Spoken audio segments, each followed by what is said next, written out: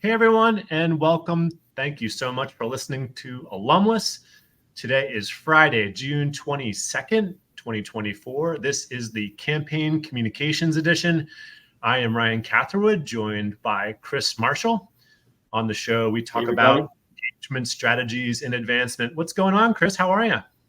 I'm good, man. Good to see you again, as always. Good to see you. We just saw each other. Well, we see each other all the time, right? A couple times a day sometimes. But today we are pre-recorded and taking a little summer vacation. Myself, I'll be driving back from Hilton Head when this is published. And you're taking some time next week, I think. But please do, if you're listening to the live show or you are listening to the podcast, be sure to drop a question in the comments section of the LinkedIn event, and we'll absolutely make sure to chime back.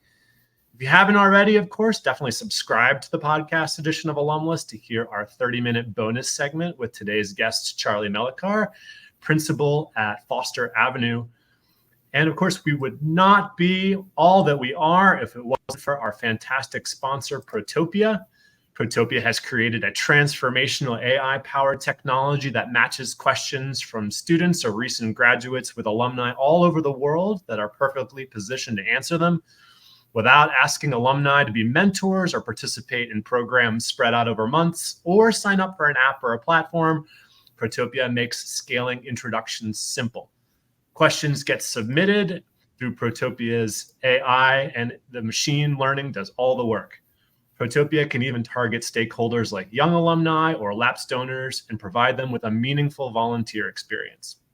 Visit protopia.co/alumless for more details and to check out the technology that schools like Duke, Denison, Florida State, and the London School of Economics are using to make their alumni networks available to all. All right. Well, I've been looking forward to this show, actually. A chance to chat with Charlie. It had been a little while since I had the chance to chat with Charlie, but back when I was thinking about getting into consulting work, it was really you and Charlie who provided a ton of the insights and reality checks, and it generally just got me sort of interested in the whole space. So I was really looking forward to it. Yeah, Charlie's one of the smartest human beings I've met in my journey on this as well. And you probably should have listened more to him and not to me, Ryan, along the way for you. Well, he didn't offer me a job, so maybe I would have. I went out on that one then.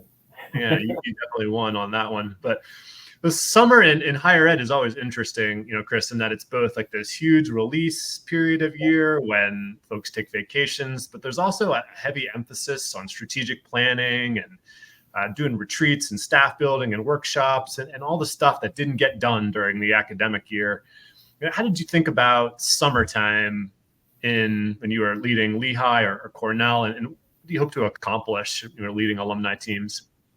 Yeah, as the years, when I was in-house at a place and I still advise the same with clients now, is that right around now, a lot of places are celebrating reunions, right? And that was true. Lehigh's reunion, for example, was just this past weekend. We had friends in town who were back for their reunion who came visit us. But same with Cornell, the reunion happened simultaneously. So I always found it was, in the very end of the year, it's sort of, you hit the high water mark of activity because you're so busy with that event. Then it's time to celebrate the year. Then it's time to rest and recover and rejuvenate a little bit. So vacation time, we always encourage people to take time and unplug and get off the grid, if you will, and just, relax, recover, and get ready for the next time around. Because then the next thing you do is you start planning for the year ahead. Now, whether it's, you mentioned strategic planning, there are places where summer is strategic planning time.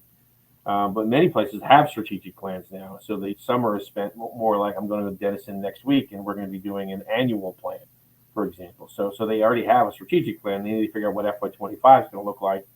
And we have a retreat plan for that. So it's celebrate, rest and recover, and then plan. Those are the summers how I kind of spent my time. And there's such a huge, release at the end of the year with the commencement, right? Often the reunions there, the weekend after Memorial Day for those schools that offer the chance for alumni to sleep in the residence halls. It's really the one weekend that you can do that is the one after Memorial Day before all the camps get started and other on-campus stuff that makes it tough to do that. But Lots of advancement teams, Chris, if not most of them at the moment, are in some form of planning or execution of a major fundraising campaign. I feel like every school is in either just finishing, in the middle, of planning. One trend we've noticed is that more and more schools are announcing engagement goals in campaigns. Why is that? And we've talked a little bit about this topic, but not really at length. Why are more schools having engagement goals? Yeah, I think it's a simple answer, right? I think my simple answer is that it's easier to see yourself in an engagement goal for a campaign to the average alum than it is to see yourself in a fill in the blank goal. Whether it's a small goal of 25 or 50 million on the smaller end to the the B words in a lot of these campaigns, multi-billion-dollar campaigns, it's hard to see yourself, the average alum. You're talking about there's a 1% that's going to be involved in the getting to the other goal, but the other 99% can see themselves in the goal, and that to me is why we should be doing it. Period. Now, there's all kinds of other reasons and other impacts and effects that it has, but to me, it allows for we were on with Denver last week, and that part of their goal is a volunteer goal. How many hours of volunteer work? Anybody can help move that needle along on that one. Whether it's an engagement number or a volunteer number or volunteer hours, those are all attainable to the average person, and that's why I think we're seeing more schools add those into their campaigns as they go public. Yeah. All right. Well, more on that subject with Charlie. Let's bring him out to the StreamYard interface. Hey, Charlie, how's it going? Oh, you're on mute. I am. Doing great. How you guys? Good to see you. Thanks for joining us. Yeah, I'm thrilled to be here. Charlie, you are the principal at Foster Avenue, which is a new endeavor for you, right? I mean, you just announced that. I think we saw the announcement on LinkedIn just in the last week or two. Just last week, yeah. We've been getting after it for a little while now, but now we're ready to tell the world and really start talking about what we mean together. If you're going to steal clients from us, then don't tell anybody. But if it's not a competitor, tell everybody about your new. There's no stealing. There's no stealing. Only collaborations. Right. Well, you're a specialist in campaign communications, and you provide campaign counsel. What are some of the tenets of what you would describe as best practices for campaign communications? Yeah, I mean, I think it's a tricky question right now because we're in, I think, a balanced time of what are the best practices and how do we make sure we're not taking anything for granted, right? Like the world is changing so quickly in terms of kind of how people think about higher ed. It's changing so quickly in terms of the technologies. So I think the best practices are a lot of the really simple things of, what is this campaign about, right? So if we can kind of get back to, if you think about advancement communications and campaign communications, the best practices are really simply figuring out what in the world we're trying to accomplish as an institution and where does philanthropy fit in. And I love the intro comments, which we'll talk about later, I'm sure, about engagement, of where do just people fit in generally, right? It's this, we've got a sense of determination, we've got a sense of ambition, we've got this kind of really great reason to want to be a part of our place. Here's how you can join in. And Chris, I think you're right. I mean, campaigns, for all intents and purposes, are driven from a revenue standpoint by a small number of people. But you can't get where you're going as an institution without a really strong rallying cry for the community.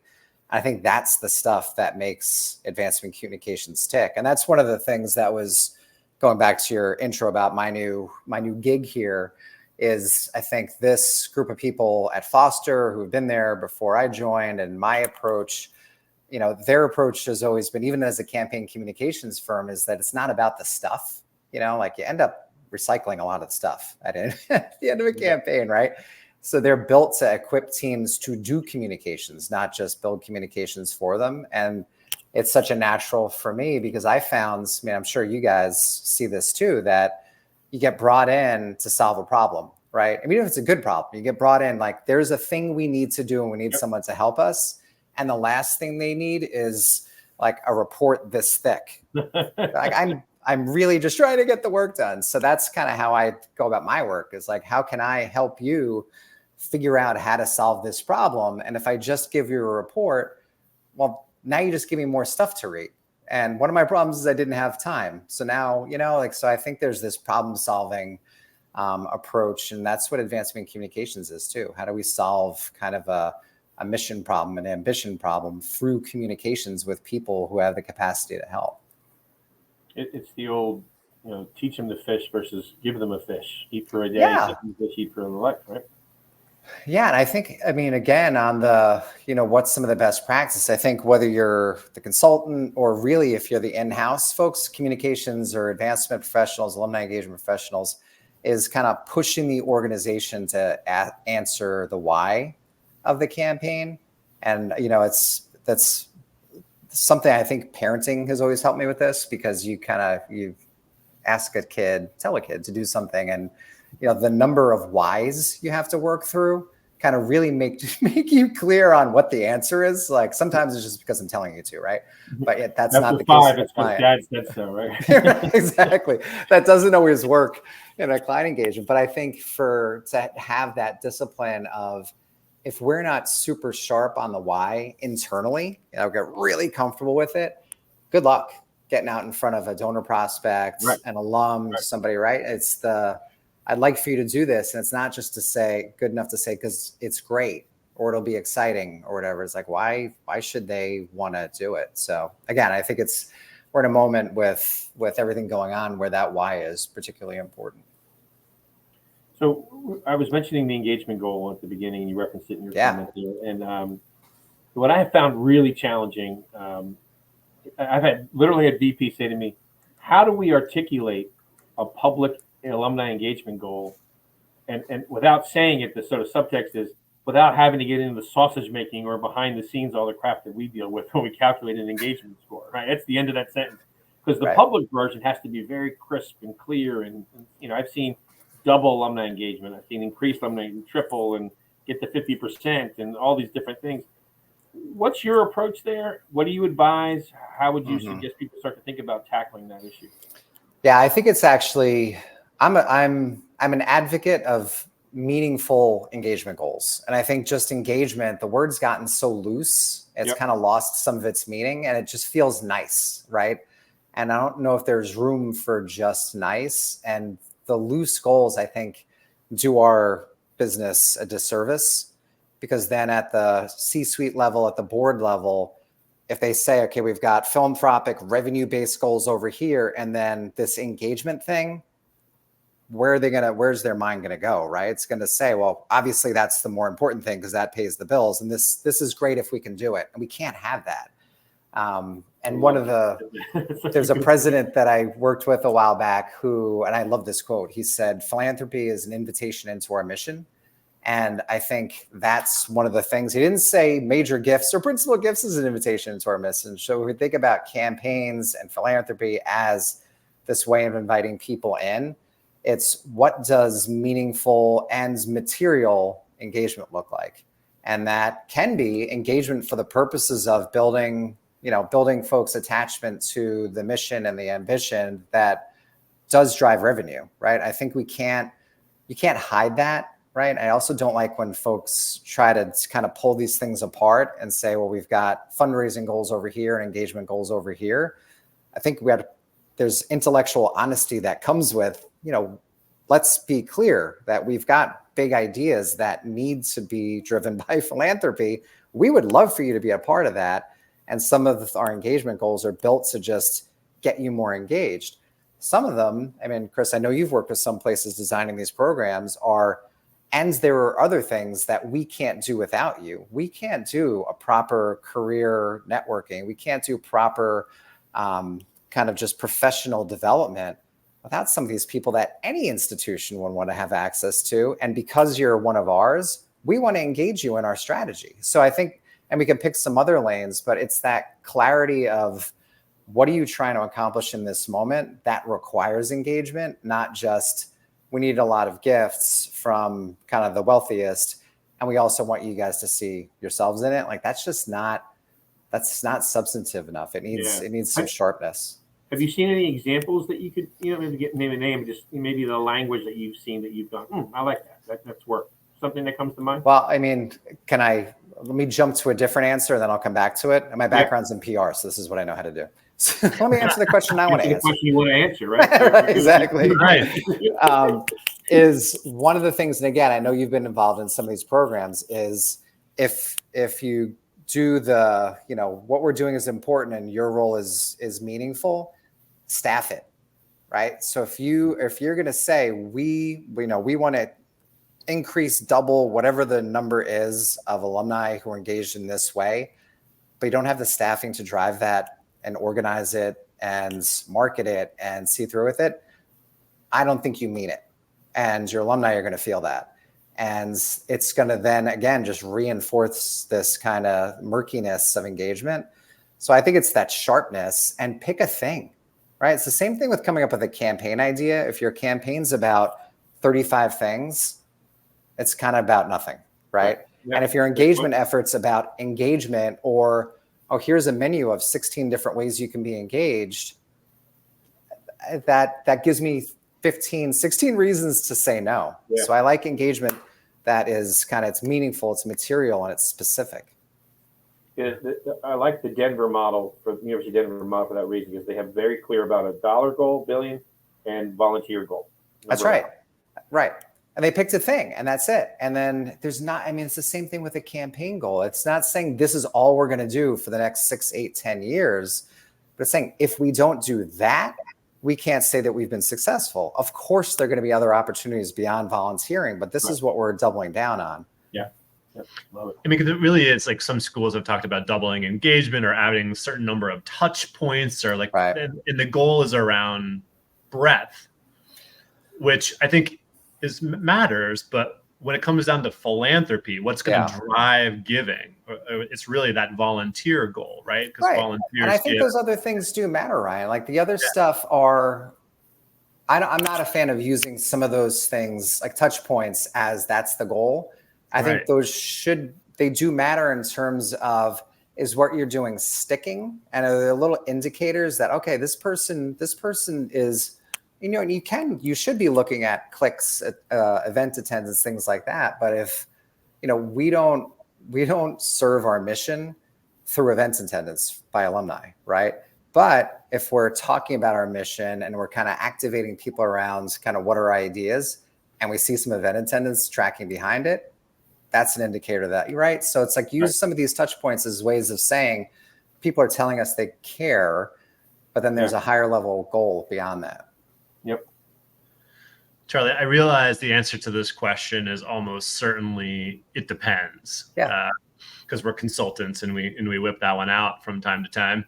But how do you think about the roles, responsibilities, and alignments that make for the most effective advancement communications model? Because I think one thing that Chris and I have kind of noticed is the intertwining of engagement and communications, right? Mm-hmm. The overlap of marketing and engagement, and like all these pieces kind of fitting together in one cohesive picture. But how do you think about advancement communications for effectiveness? Yeah, I mean, it's funny, it depends thing. I think it kind of doesn't depend. What depends is resource.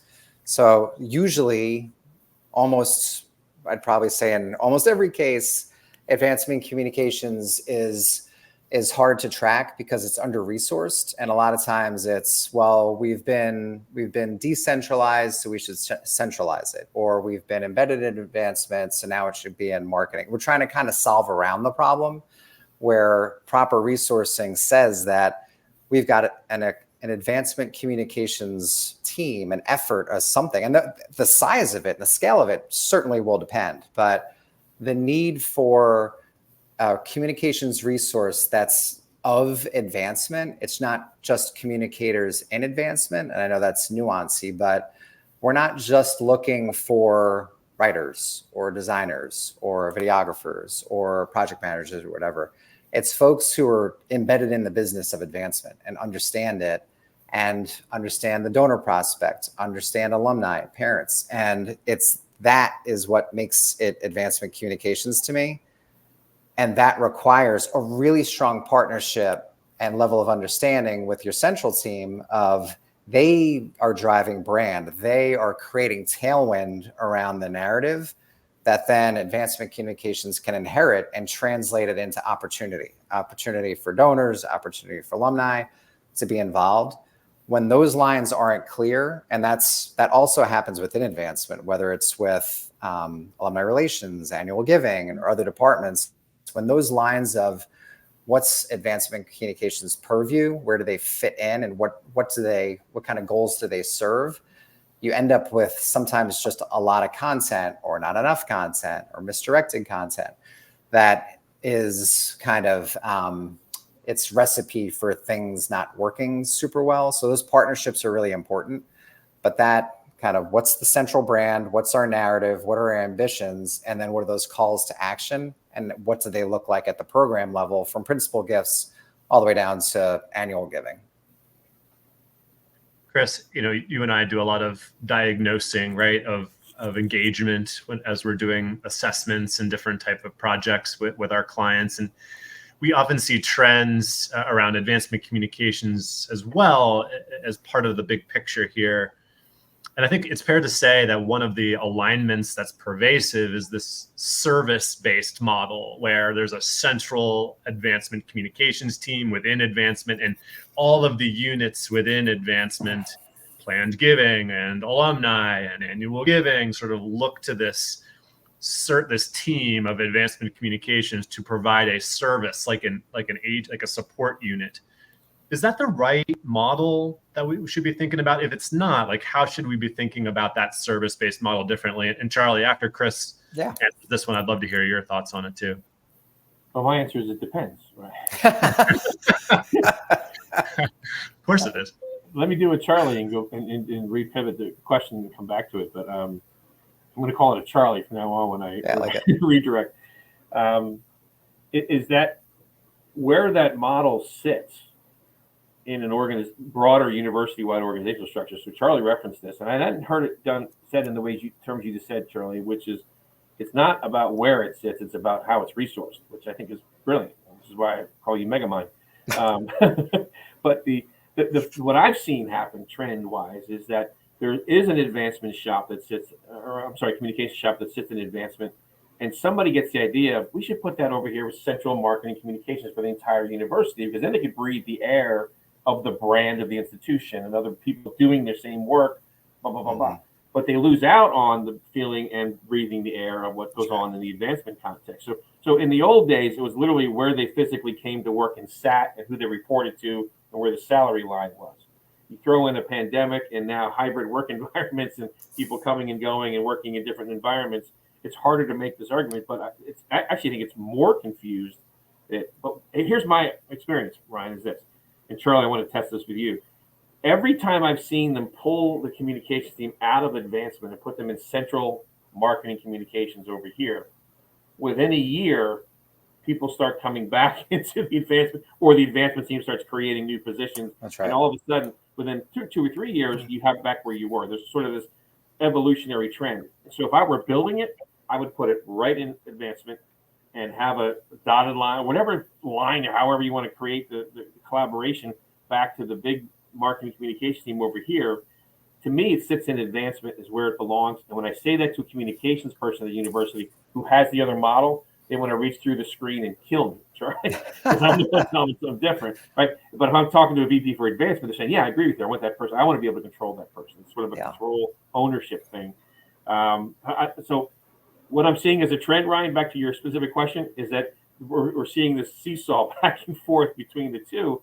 And to me, the answer is you got to embed them. So Charlie, build on that and tell me your thoughts. And I have a follow-up question for you as well. No, I think you put your finger on it, which is why, I served as VP for communications and marketing, and then I served as associate vice chancellor for development and alumni communications, right? So I've sat in these seats and then consulted around it. And that's why I start with resource. If you take a thinly resourced organization, it's set up to not really no matter work where you well. put them, it's not going to Right. work. Right. And that's why I think the central, I used to say I'm kind of agnostic around where it sits as long as it's effective. And more and more, I'm very upfront about what you just said of this, and that's why I say it's of advancement. This is a discipline, and advancement it's a complex business unit and requires communications resources.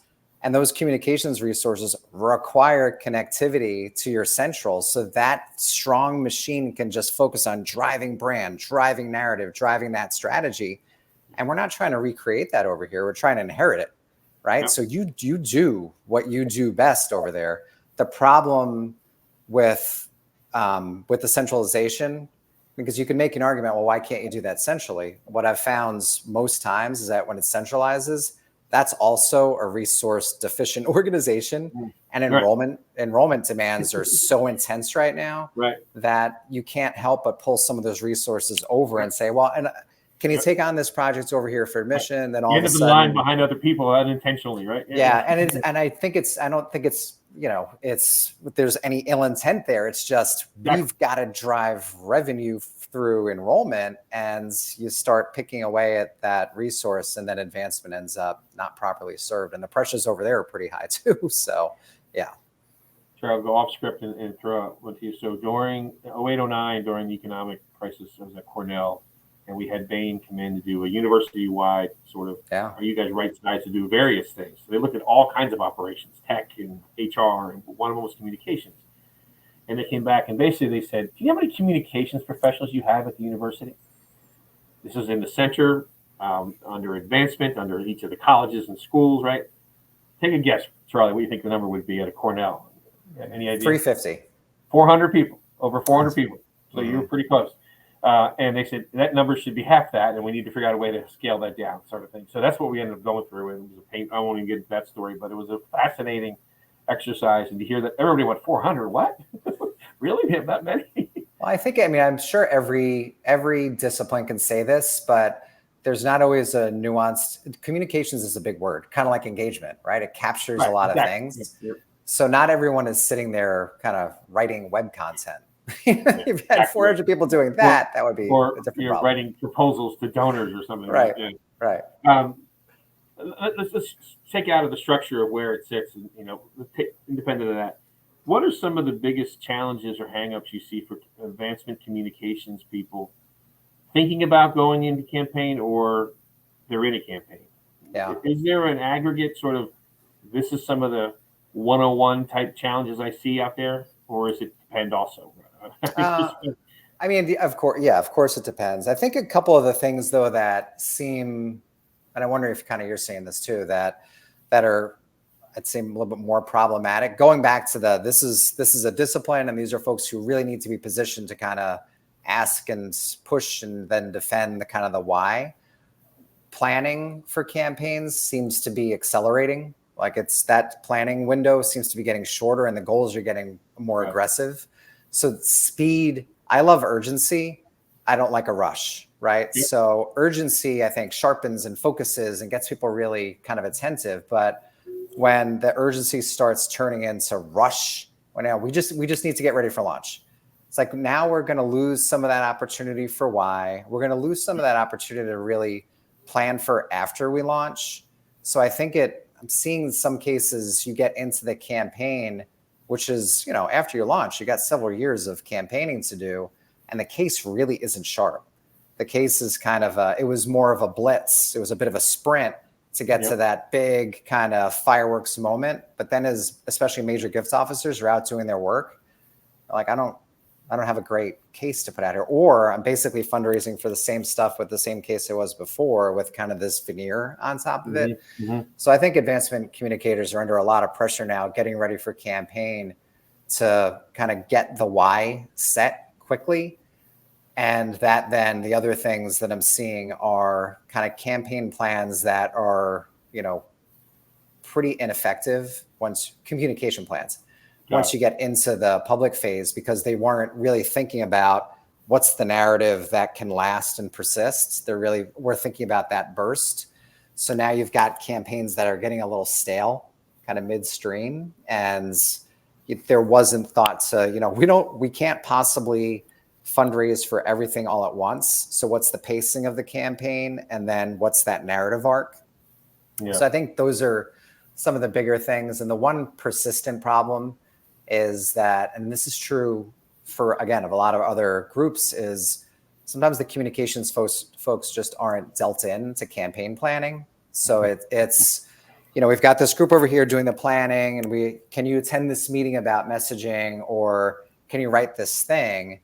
And if you've got out all the context, right? Yeah. So they miss all the context. And this is true for programs across the board, but then they're kind of inheriting stuff that they might have some pretty good questions about, because they sit every day and think about how do we connect message with market. But then if we don't include them, they don't have the opportunity to kind of process, maybe ask some refining questions and pressure test some of those messages. Right. So now they're just in a position to execute where there might be some problems that could have been addressed. Yeah. So you hit on a thing that comes up in the alumni side. So if you're listening to this and you're a communications professional or you're alumni professional and you're in a campaign or getting ready for one, there's a group meeting planning for the campaign and you're not in those meetings, go to your VP or the right channels and say, it'd be really helpful, me as an alumni professional, me as a communications professional, we're in those discussions so I can hear and learn and breathe that air and get that context so I can be more effective later on. You need to be in those meetings. That's my advice. I agree.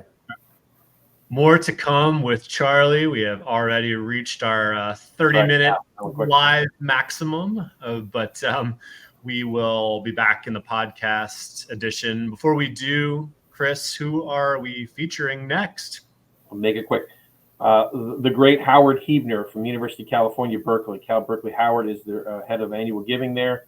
He's one of the national leaders in this space. He was the co-author of the RNL report on giving trends and engagement. If you haven't read that, we'll put a link into the next website. But Howard Hebner, in the Detroit sort of phrase of rock star in this space, he's one of them. And then, interesting though, right after that's a Friday, the 19th of July, and then on Monday, that following week, Monday, July 22nd, during the Case Summit, Ryan and I are going to have a bonus edition of Alumless live from the Case Summit, featuring some really cool people from the case world and the conference and the summit planning committee and on and on. We don't know the exact details of who's on it yet. We're working on that now, but it'll be some big names, and you should tune in to watch it live. Yeah, they're letting us tee up the main stage for a few minutes. So that'll be really fun to do Alumless live. A few things to think about there, a little different than here on StreamYard, but we'll work it out. All right. Well, thanks everybody for listening, and pick up the podcast version so you can hear our bonus segment with Charlie. And we'll be back after these messages. Bye.